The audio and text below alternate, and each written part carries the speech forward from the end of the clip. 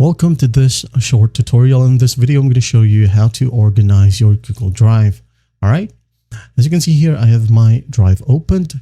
And as you might notice, I've got a ton of folders right here.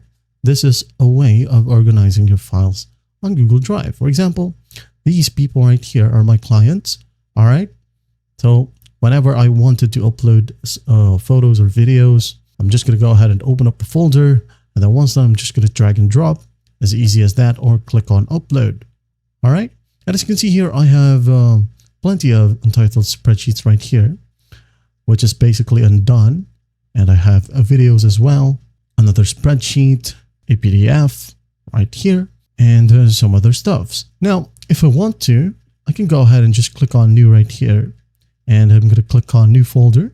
And I'm going to rename this as spreadsheets.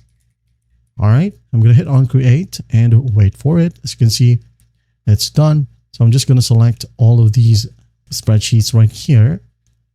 Right click on it. Now select organize and hit on move.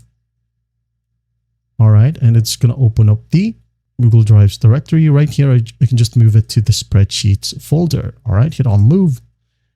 And when I open up the spreadsheets folder right here, double click on it. And here we have our spreadsheets. All right. You can do that as well on many file types.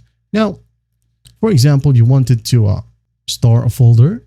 Now, the way to do that is just go ahead and right click on a folder. For example, this folder is quite important and you wanted to view it like almost every day. Just right click on it. Now go ahead and hit on organize. Now click on add to start right here. Now, the next time you log into Google Drive, you can just be able to click on start right here. All right, and here you have your start folder. You can do it on files as well. All right, and there you have the steps on how to organize your Google Drive. Well, I hope this video helps and I'll see you in the next one.